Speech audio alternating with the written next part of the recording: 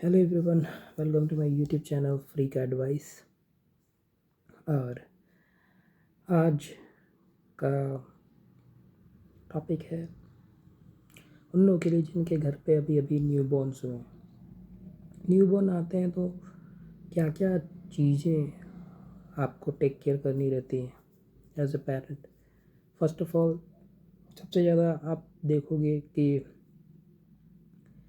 किसी किसी के भी घर पे जब न्यूबॉर्न आते हैं तो लोग रिश्तेदार काफ़ी सारे मिलते हैं पहुंचने के लिए। और आजकल सबके हाथ में मोबाइल होता है, everyone wants to take picture. तो आप हमेशा ध्यान रखो कि अगर कोई न्यूबॉर्न का पिक्चर ले रहा है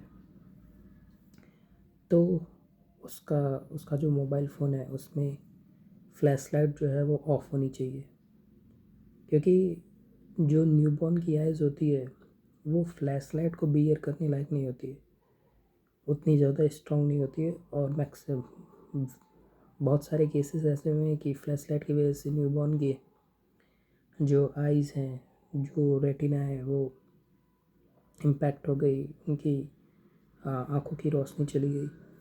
तो इन सब से बचने के लिए आप या तो ये बोल सकते हो जो भी है कि पहले आप अपने कैमरे का फ्लैश चेक कर लो, उसके बाद फ़ोटो लो।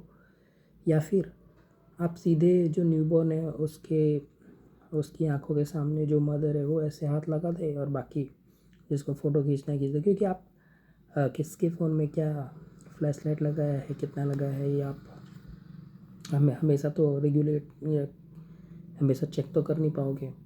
बट आप ये तो कर सकते हो कि जैसे ही कोई फ़ोटो खींचने जाए आप उसके आँखों के सामने हाथ ला दो।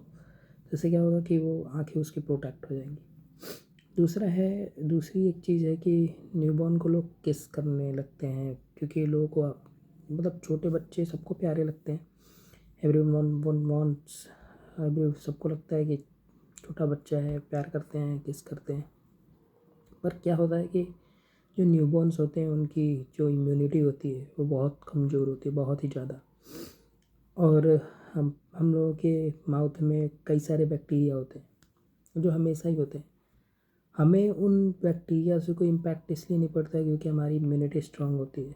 न्यूबॉर्न की इम्यूनिटी उतनी स्ट्रांग नहीं होती है। तो कभी कभी ऐसा होता है कि अगर आप किस करने जाते हो तो उससे बच्चे के माउथ पे अगर अगर आपने फेस में यहाँ कहीं किस किया या फिर लिप्स वगैरह पे कहीं किस कर लिया तो उनसे उससे उनको इन्फेक्शन हो जाता है। अगर आप गाल बाल पे भी कहीं किस करते हो तो इन्फेक्शन हो जाता है, और जिसकी वजह से उनके मुंह में भी छाले वाले पड़ सकते हैं, फंगस लग सकता है, कई सारे बीमारियां हो सकती हैं।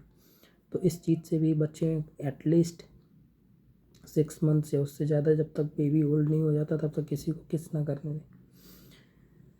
तीसरा एक और जो पॉइंट मैंने देखा है वो ये है कि न्यूबॉर्न को सब लोग मतलब मालिश करते हैं। कहीं पे भी आप जाओगे, या तो सिटी हो या फिर गांव हो, मालिश किया जाता है बच्चों को, and that is very good.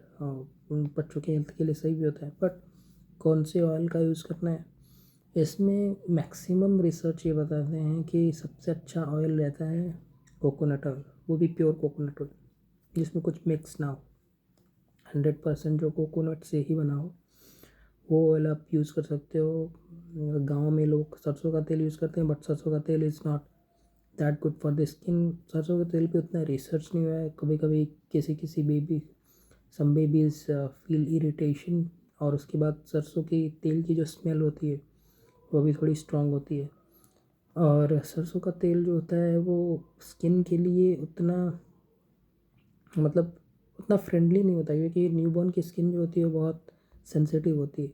Sensitive skin के लिए सरसों का तेल इज़ नॉट दैट गुड। तो इस चीज़ का भी ध्यान रखना चाहिए। दूसरा, मालिश करते समय कई सारे लोग ऐसा करते हैं कि वो जो नोज़ होती है न्यूबॉर्न की, यहाँ पे वो यहाँ की जो हड्डी होती है उसको ऐसे ऐसे करते हैं ताकि जो बच्चे की नाक है वो ऊंची हो जाए। तो उसके लिए मैं बोलना चाहूँगा कि ऐसा कुछ भी नहीं होता है। किसी भी बच्चे का जो फेस का स्ट्रक्चर होता है या फिर जो बोन का स्ट्रक्चर होता है, that totally depends on the genetics that has been passed from there from the newborn's parents. तो जो पेरेंट्स के बॉडी का स्ट्रक्चर होगा, जो फेस का स्ट्रक्चर, जो फेस कट होगा, वैसा ही आएगा, चाहे आप उस पर कुछ भी कर लो। अगर आप उस पर बार बार ऐसे उसको स्ट्रेच करने की कोशिश करते हो तो वो बहुत लचीला होता है एंड इट कैन ब्रेक, जिसकी वजह से इंजरी हो सकती है और बाद में ऑपरेशन भी करवाना पड़ सकता है न्यूबॉर्न को। तो इस चीज़ से भी बचें। Last thing I would say कि जो न्यूबॉर्न्स होते हैं उनकी जो निपल्स होते हैं उसमें से कभी कभी मिल्क निकलता है एंड दैट इज़ नेचुरल, वैसा होता है। पर उसको क्या होता है कि कभी कभी लोग ज़बरदस्ती उसमें से मिल्क निकालने की कोशिश करते हैं, तो वैसा नहीं करना चाहिए। जो नेचुरली निकलता है वो निकलने दो, उसको आप सिर्फ साफ़ कर दो। अगर आप उसमें ज़बरदस्ती करते हो तो फिर उससे क्या होता है कि कभी कभी वो घाव की तरह बन जाते हैं और जिसकी वजह से न्यूबॉर्न को ऑपरेशन भी करना पड़ सकता है क्योंकि वहाँ पे गांठें पड़ जाती हैं। तो ये सब चीज़ें जिनके घर में न्यूबॉर्न आने वाले हैं या फिर हैं या फिर 6 महीने से कम या 1 साल से कम बच्चे हैं, वो इन सब बातों के ध्यान दें ताकि आपके न्यूबॉर्न को कोई प्रॉब्लम ना फेस करनी पड़े। So that is for today and अगर आपको कोई ऐसा टॉपिक लगता है जिस पे आपको लगता है कि मुझे एडवाइस देनी चाहिए, please let me know, I will be happy to make content on that topic. Thank you.